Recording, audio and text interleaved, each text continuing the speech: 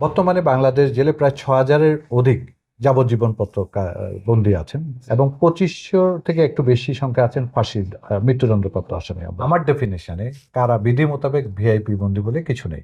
We are ruthless. আমি বলেছি zero tolerance. একটা হচ্ছে কেউ যদি মাদকের সাথে জড়ায়, কেউ যদি বন্দীদের আত্মীয় স্বজন অথবা বন্দীদের সাথে টাকা পয়সা নিয়ে জড়ায়।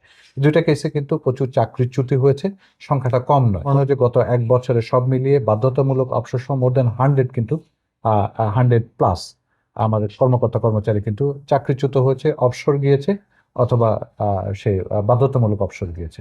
আসসালামু আলাইকুম। এনটিভির দর্শকদের স্বাগত জানাচ্ছি আমি স্পেশাল করেসপন্ডেন্ট জাহিদুর রহমান। দর্শক, আজকে আমাদের অতিথি বাংলাদেশ কারা অধিদপ্তরের সম্মানিত কারা মহাপরিদর্শক IG prisons brigadier general Syed Motahar Hossain. Mister Hossain, এনটিভির পক্ষ থেকে আপনাকে স্বাগত জানাই। এই দেশের বাস্তবতা একটু অন্যরকম। কিশোর গ্যাংয়ের কথা বললেন, মাদক সেবীদের কথা বললেন। এখন আপনি যদি তাদের প্রতি আরও সংবেদনশীল হন, মানে হিউম্যান রাইটসের ক্ষেত্রে, তার অধিকারের ক্ষেত্রে, এবং সে যদি মনে করে যে না, এটা তো বাড়িঘরের মতোই হয়ে গেল, তা আমি আর একটা ক্রাইম করে আসলে কি সমস্যা, সেই বিষয়গুলো কি কখনো ভাবনায় রেখেছেন আপনারা? অবশ্যই।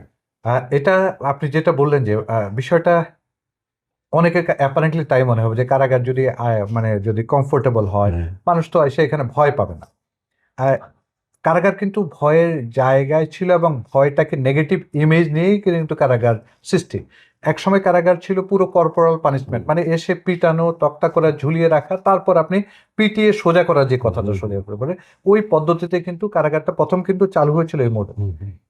এখন আপনি কারাগারকে আটক স্থান পরিবর্তে সংশোধনাগার কেন বলছেন? বিকজ ওই মডেলটা ফেল করেছে। আপনি যদি দেখেন যে ডিরেডিক্যালাইজেশনের নামে আমেরিকানরা বিভিন্ন জায়গায় কিন্তু কারাগার গুয়ান্তানামো বে অথবা আফগানিস্তানের বিভিন্ন কারাগার পরিচালিত করছে। ওদের যে রিসার্চ বলছে যে ওদেরকে এরকম, আমরা তো দেখেছি যে ভয়াবহ অথবা এরকম টাইপের একটা আচরণ তাদের সাথে হয়েছে, বাট মোস্ট অফ দ্য কেসে তারা বের হওয়ার পরে তখন তাদেরকে ছেড়ে দিয়েছে, আবার সে কিন্তু পূর্ণ উদ্যমে কিন্তু আরো বড় নেতা হয়ে তারা হয়েছে। সো তার মানে ডিড নট ওয়ার্ক। মানে আপনি যদি একটা কঠিন পরিস্থিতিতে আরো তার কনভিকশনটাকে স্ট্রং করে দিচ্ছে এরকম জায়গায়। সো ওই স্টাডি থেকে কিন্তু যেটা হয়েছে, না এই হার্ড ট্রিপ অথবা এরকম টাইপের অ্যাপ্রোচে আসলে রিজাল্টেন্ট আউটপুটটা ভালো হয় না, যে কারণে পৃথিবী বদলিয়ে গেছে এবং বলছে যে না, এখন আটক না, তাকে সংশোধন করো, সাইকোলজিক্যালি ট্রিটমেন্ট করো, তাকে হার্ডশিপের মধ্য থেকে না দিয়ে তাকে কিভাবে জীবনটাকে পরিচালিত ওগুলো শেখাও। তো ওইটার জন্য আসলে আমাদের যে অ্যাপ্রোচটা, ওইটা কিন্তু মাথায় রেখে যে কেউ যদি ভাবে যে কারাগার কমফোর্টেবল, খানা দানা আছে, সবকিছু আছে, তাহলে তো ভালো না। ব্যাপারটা ওরকম না। ও কিন্তু একটা সিস্টেমের মধ্যে দিয়ে যাবে। পারিবারিক যে সিস্টেম, আপনি যদি বা সোশ্যাল সিস্টেম, সকালে ঘুম থেকে ওঠা, নিয়মিত তাকে একটা রুটিনের মধ্যে দিয়ে তাকে যেতে হবে, তাকে পড়াশোনা করতে হবে, তাকে কাউন্সিলিং করতে হবে, তাকে আবার উৎপাদনমুখীও হবে। এই বিষয়গুলো যখন আসবে, তাকে যখন সাইকোলজিক্যাল, তাকে দেখাতে হবে যে তুমি যে চিন্তাটাই করছো, তুমি কিন্তু মারাও পড়তে পারো, শেষ হয়ে যেতে পারো। তোমার তো আলটিমেটলি ডেস্টিনি হচ্ছে ফাইনালি তুমি আবার ল্যান্ড আপ ইনটু জেল।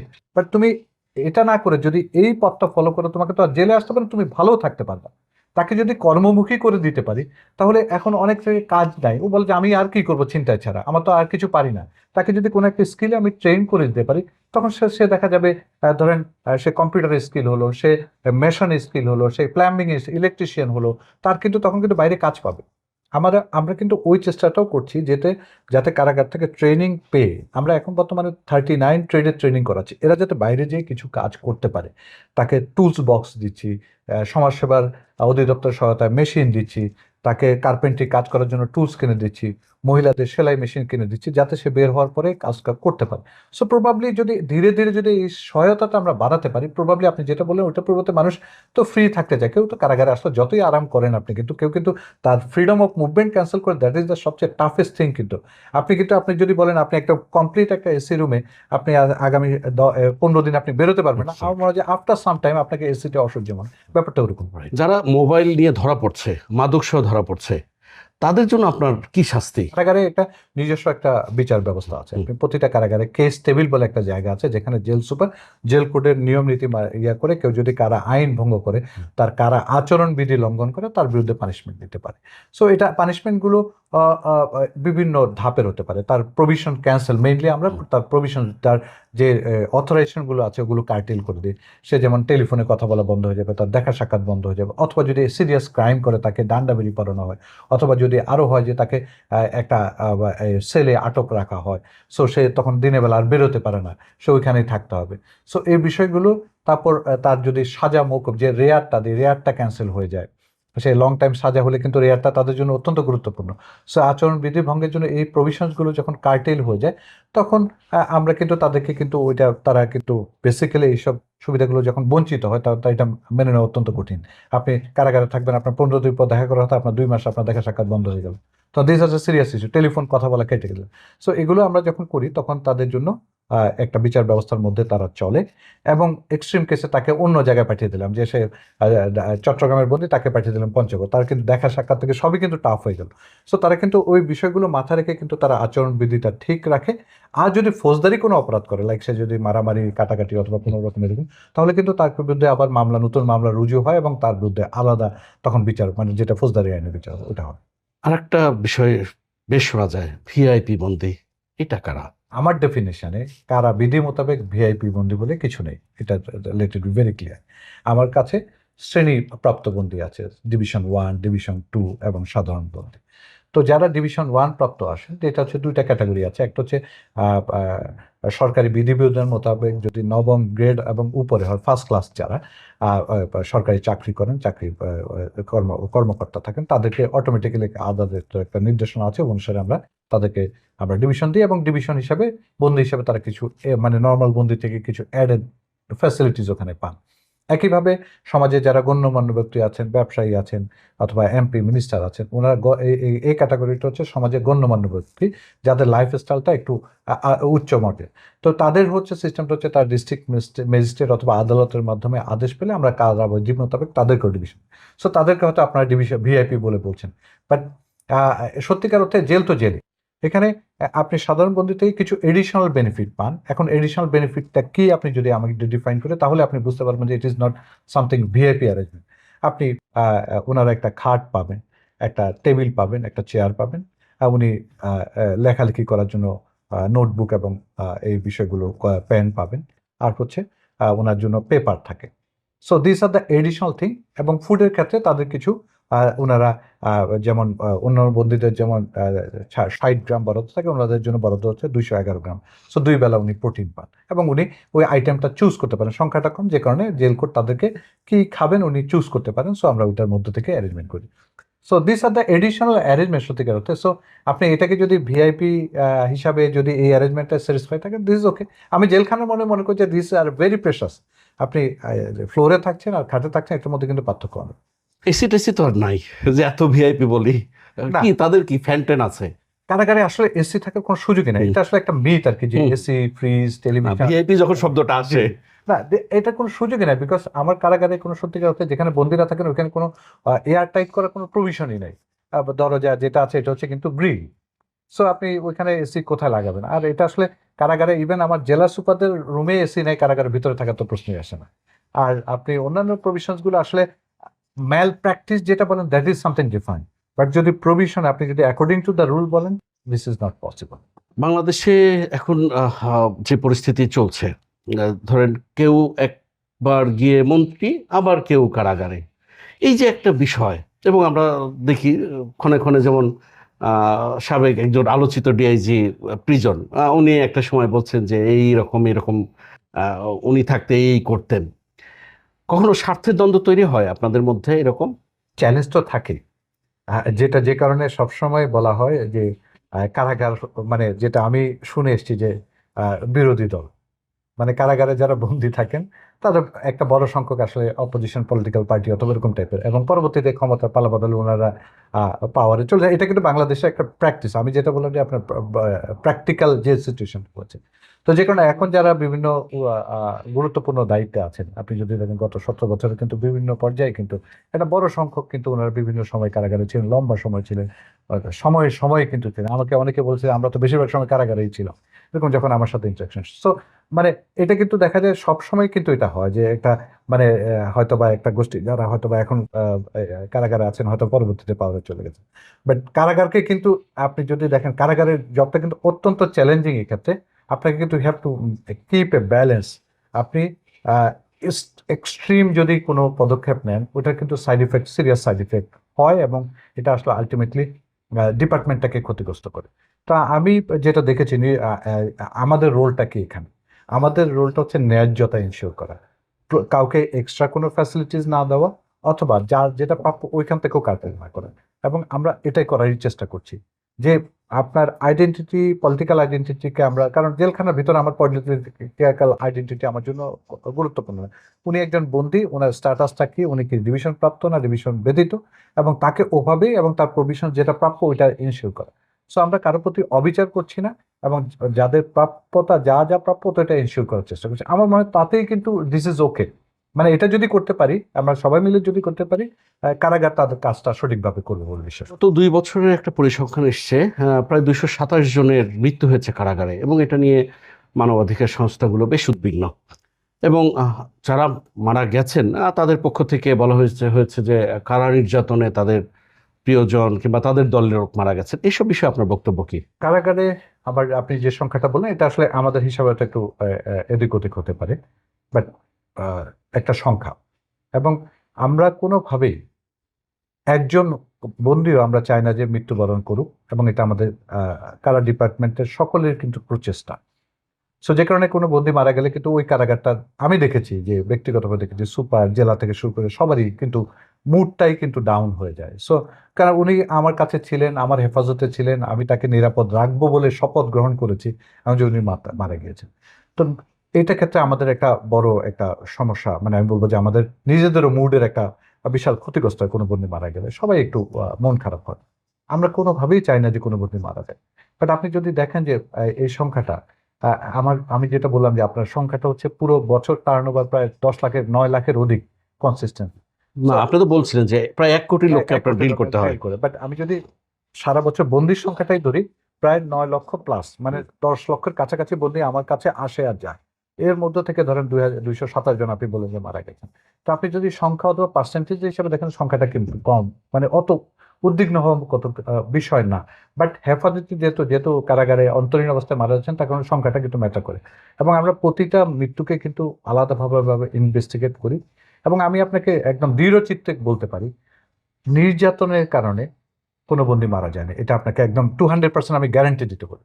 কারণ হচ্ছে আমরা প্রতিটা যখন ইনভেস্টিগেশন করি, প্রতিটা মৃত্যু কিন্তু আমরা কিন্তু ফরেন্সিক করা হয়, সুরতহাল করা হয়, জুডিশিয়াল ইনকোয়ারি হয়। inquiry হয়, সবকিছু মিলিয়ে কিন্তু এখন পর্যন্ত এমন কিছু আমরা পাইনি যেটা হচ্ছে কেউ অত্যাচারের কারণে কারাগারে, কারণ কারাগারে অত্যাচারের কোনো আসলে সিস্টেম না, এবং I am not authorise to do that. আমার কাজ হচ্ছে নিরাপদ রাখা। কিন্তু এখন সিস্টেমের মধ্যে কিছু চ্যালেঞ্জ আছে, দুর্বলতা আছে, যে কারণে হয়তোবা আরো বেটার করতে পারতাম। আমি বিশ্বাস করি যে আমাদের আরো বেটার করার সুযোগ রয়েছে, ইমপ্রুভ করার সুযোগ রয়েছে। যেমন আমার কারাগারে, যদি প্রতিটা কারাগারে কিন্তু একটা প্রাইমারি মেডিকেয়ার সেন্টার আছে, যেখানে হসপিটাল বলি আমরা, কারা হসপিটাল, যেখানে কিন্তু প্রাইমারি মেডিকেশন দিতে পারি। ওখানে আমার ডক্টর অথরাইজ আছে। বাট আনফর্চুনেটলি শর্টেজের কারণে কিন্তু আমরা ম্যাক্সিমাম জায়গায় কিন্তু আমার ডক্টর আসেন, অথবা পার্ট টাইম আসেন, কাজ করে চলে যান। আমার 151 জন অথরাইজেশনের মাধ্যমে 2 জন আমার ডেডিকেটেড ডক্টর আমার জেলখানায় আছেন, বাকি এরা কিন্তু টেম্পোরারি আসেন। সো আলটিমেটলি রাতের বেলা কোনো ইভানচুয়ালিটিস হলে কিন্তু আমি সহায়তাটা পাই না। তো আমার ধরেন ওইখান থেকে আমি যখন কোনো হসপিটাল অথবা একটা ক্রিটিক্যালিটি হলে কিছু নিচে তো 15-10 মিনিট, যতই কারণ 15-20 মিনিট 30 মিনিট সময় লাগে। এই সময়টা ডক্টর অ্যাটেনশনটা আমরা পাই না, হয়তো ডিপ্লোমা নার্স অথবা প্রাইমারি, তাদের আর ডক্টরের হ্যান্ডলিং তো পার্থক্য হবে। সো আমি ব্যক্তিগতভাবে মনে করি যে এবং আমাদের অনেক কারাগারে কিন্তু অ্যাম্বুলেন্স নেই। সো আমরা গাড়িতে করে, পিক আপে করে বন্দীদের নিয়ে যাচ্ছি। সো এই বিষয়টা যদি আমরা অ্যাড্রেস করতে পারি, maybe we can handle better.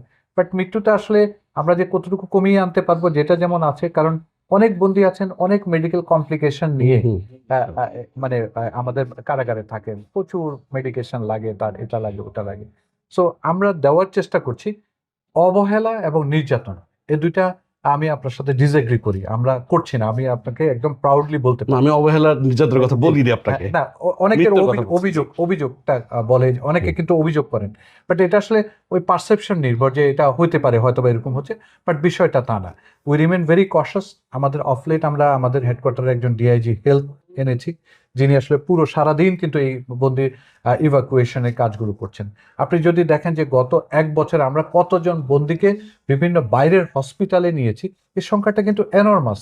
Dhaka সিটিতে আজকে বাইরে প্রায় 52 জন বিভিন্ন বাইরে হসপিটালে কিন্তু ট্রিটমেন্ট নিচ্ছেন। সো দে আর ক্রিটিক্যাল, কোনো সন্দেহ ছাড়া, বিকজ বিভিন্ন দেশে বিভিন্ন প্রান্ত থেকে এসেছেন, তারা ট্রিট করছেন। এবং যে সংখ্যাটা বলেন, একটা সংখ্যা কিন্তু একটা বড় সংখ্যা, মানে কিন্তু ওই চিকিৎসাধীন অবস্থায় বিভিন্ন হসপিটালে মৃত্যুবরণ। বাট আলটিমেটলি কিন্তু যেহেতু উনি আমার আন্ডারে আছেন, যে কারণে হিসাবটা ধরা হয়েছে কারাগারে মারা গেছেন, বাট বিষয়টা কিন্তু না, চিকিৎসাধীন অবস্থায় মৃত্যুবরণ করেছেন। সো এটা আমাদের জন্য পীড়াদায়ক। আমি বিশ্বাস করি যে যাদের রিলেটিভ অথবা যারা মারা গেছেন তাদের জন্য অত্যন্ত কঠিন।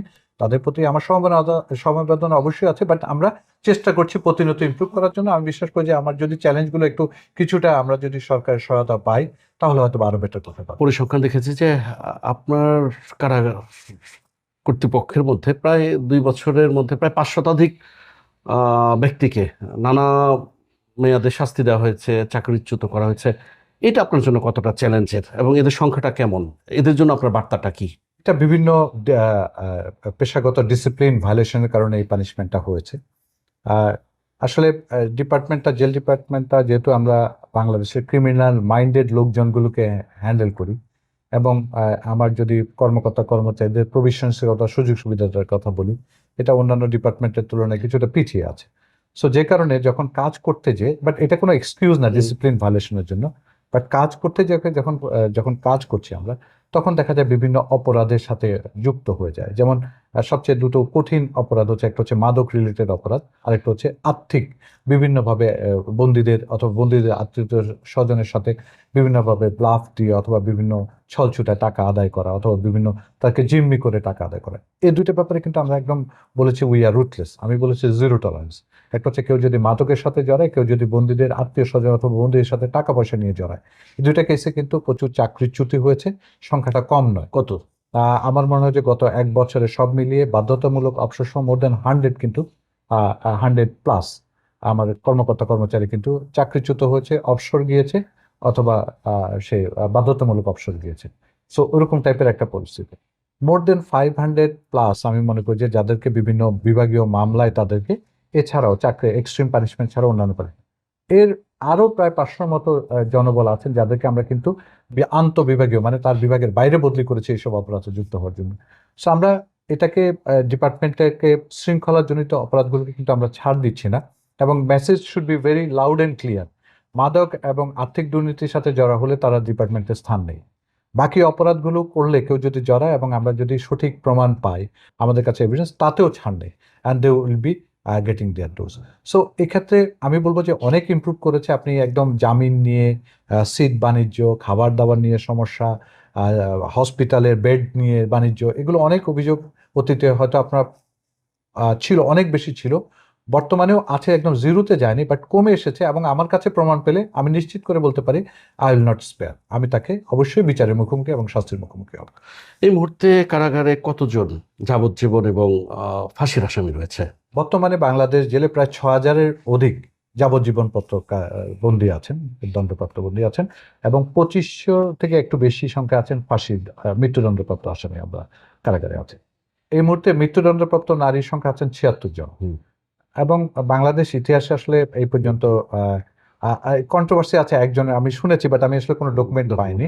সো ডকুমেন্ট আমাকে সাপোর্ট করে না, তার মানে মহিলা কারো এই মুহূর্তে ফাঁসি হয়নি। তো এটা আসলে আলটিমেটলি চূড়ান্ত বিচারে আসলে এটা তো প্রাথমিকভাবে হয়তো মৃত্যুদণ্ড পেয়ে যান, বাট পরবর্তীতে ধাপে ধাপে এটা হাইকোর্ট অথবা সুপ্রিম কোর্টে অ্যাপিল সবকিছু মিলিয়ে হয়তো বা নারীদের ক্ষেত্রে কিছুটা তাদের জেন্ডারের কারণে কিছুটা সহানুভূতিশীল হন, হয়তো বা যে কারণে এ পর্যন্ত কোনো নারী বন্দীর মৃত্যুদণ্ড কার্যকর করতে হয়। মৃত্যুদণ্ড প্রাপ্ত হয়েছেন আলটিমেটলি, কিন্তু তারা কিন্তু দেখা যায় কেউ লাইফ কারাদণ্ডে মানে কনভার্ট হয়ে আজীবন আমৃত্যু জেলে থাকছেন, অথবা যাবজ্জীবনে হয়ে যাচ্ছেন। সো আমি মনে করি যে ফাঁসি না হলেও কেউ যদি একজন 30 বছর জেলে থাকেন অথবা আমৃত্যু জেলে থাকেন, এটা তো কোনো অংশে কম না, তার লাইফটা কিন্তু শেষ। সো এই ক্ষেত্রে হয়তোবা মহিলা বলে ফাঁসিটা কার্যকর হয়নি, বাট আদার আসপেক্টে যদি দেখেন এটার পরিবর্তে যেটা হচ্ছে, এটাও কিন্তু কোনো অংশে কম বলা যাবে না। কারাগারের দিনগুলো কেমন? মানে কতদিনে 1 বছর, মানে কত বছরে যাবজ্জীবন ধরা হয়? আপনারা যদি দেখেন যে এমনি সাধারণত যদি কারা অপরাধ মুক্ত যে সাজাপ্রাপ্ত বন্দীরা থাকেন, তারা ইন অ্যান অ্যাভারেজ বছরটা 9 মান্থ প্লাস কিছু সময়, তারা 1 বছর কাউন্টার, যদি 3 বছর একটা যদি থাকেন, তার 27 মাসের মতো এরকম, মানে প্রতি বছরে 3 মাস করে করে ইয়া পান। সো 27 মাস হয় 3 বছর, যদি এরকম একটা রাফ হিসাব বলুন। 3 বছরের মধ্যে কোনো একটা যদি অপরাধ হয়ে যায়, তার সংখ্যাটা কিন্তু আবার 3000 পার হয়ে যাবে। সো এটা একটা সিরিয়াস ইস্যু। আর আপনি যদি আমৃত্যু যাবজ্জীবন দণ্ডপ্রাপ্ত আসামিদের ক্ষেত্রে যেটা হয় যে, সে যদি 24 বছরের কিছু অধিক সময়, সে যদি মানে পুরো সময়টা সে যদি কারা অপরাধ মুক্ত থাকে, সাধারণত 24 বছর 6 মাস কিছুদিন পার হলে 30 বছর কাউন্ট হয়ে সে বের হতে পারে, মানে সে তখন রিলিজ পেতে পারে যদি 30 বছর সাজাপ্রাপ্ত হয়। আর আমৃত্যু যেটা, এটা আসলে তার till death he will continue to be there. দর্শক এতক্ষণ আমাদের সঙ্গে ছিলেন কারা অধিদপ্তরের সম্মানিত কারা প্রধান IG prison brigadier general Syed Motahar Hossain. চেষ্টা করব আগামীতে নতুন কোনো অতিথিকে নিয়ে আবারও আপনাদের সামনে হাজির হতে। ততক্ষণ পর্যন্ত সবাই ভালো থাকবেন, সুস্থ থাকবেন, এনটিভির সঙ্গে থাকবেন। আর একটা বিষয় মনে রাখবেন, যাতে জেলখানায় না যেতে হয়। সবাইকে ধন্যবাদ।